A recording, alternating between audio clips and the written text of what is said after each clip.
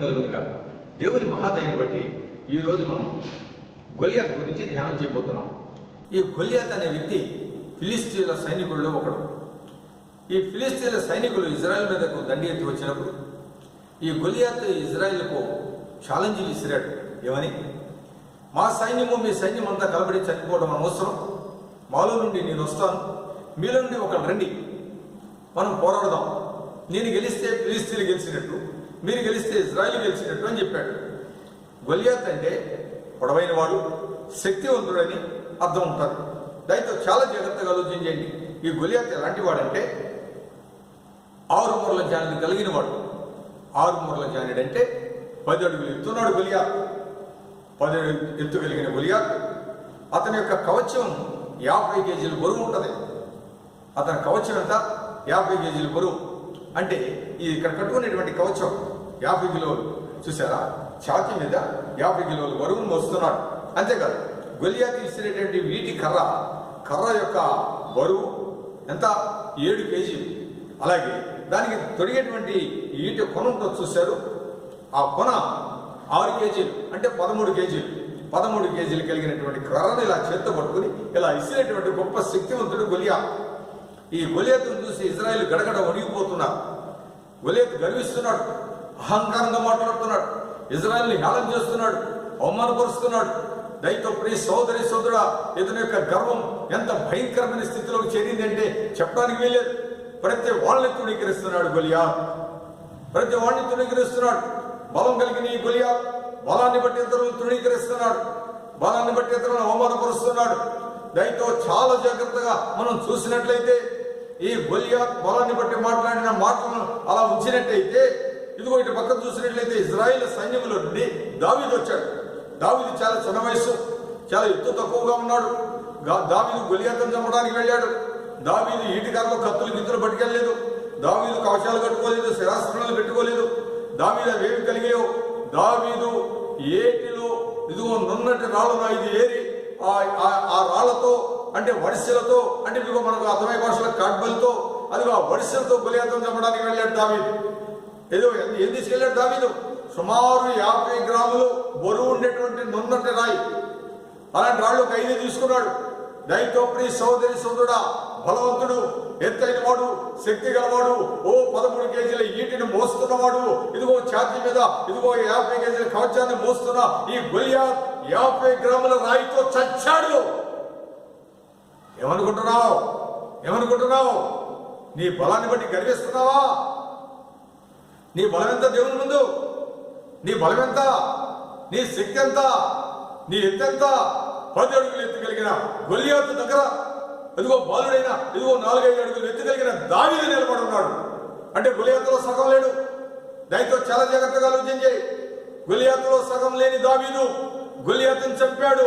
కారణం ఏంటి? ఇదిగో గొలియాతు యొక్క గర్వం. దాన్ని అనర్చడానికి యెహోవా యుద్ధం చేశాడు. ఓ గర్విష్ఠుడైన సహోదరుడా, గర్విష్ఠురాలైన సహోదరి, నాకులాగా మీరు గర్వాన్ని కలిగి ఉన్నట్లయితే దేవుని చేతిలో ఓడిపోవలసిందే. దేవుడు మిమ్మల్ని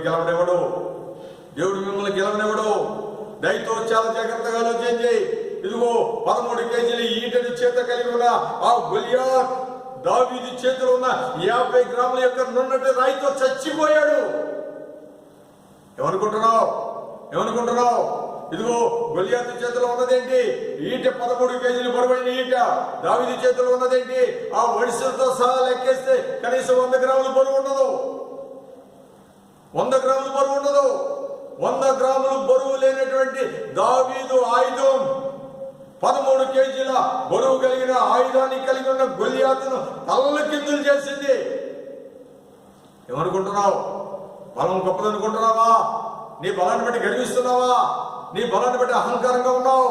నీ బలాన్ని బట్టి ఇతరులను తృణీకరిస్తున్నావు.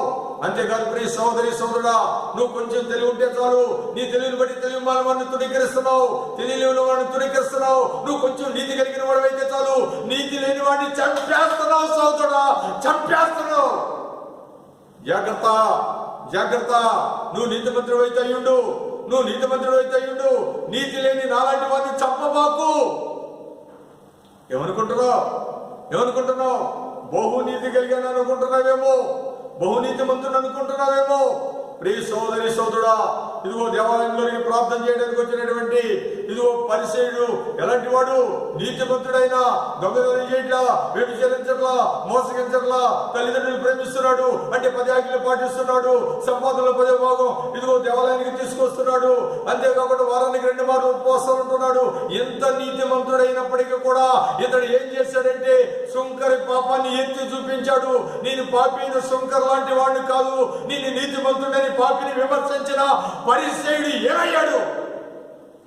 అవినీతిమంతుడుగా, లేదంటే అతని కంటే ఇదిగో ఈ సుంకరి నీతిమంతుడిగా తెచ్చబడిన వాక్యం చదవలేదా వాక్యం? ఏమనుకుంటున్నావు?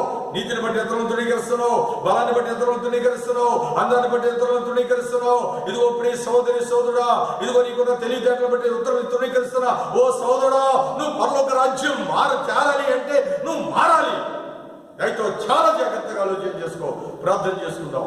ప్రేమ గల మా తండ్రి, దయగలిగిన మా గొప్ప దేవుడా, మీ మహాదయగల పాదాలకు వందనాలు, స్తుతులు, స్తోత్రాలు తెలియజేస్తున్నాం. దేవా, ఇదిగో తండ్రి, నిత్యముగా ఈ దిన ఆరాధన మా హృదయాల్లో నిలిచి ఉండే భాగ్యం దయచేయమని యేసయ్య పరిశుద్ధ నామమున అడుగుతున్నాం తండ్రి. ఆమేన్. మన తండ్రి అయిన దేవుని దయ, ప్రభు అయిన యేసుక్రీస్తు వారి యొక్క మహిమ, పరిశుద్ధాత్మక అన్యోన్య సహవాసం మనందరికీ తోడుగా ఉండి ఆయన రాజ్యం మన కుటుంబీకులకు అనుగ్రహించును గాక. ఆమేన్.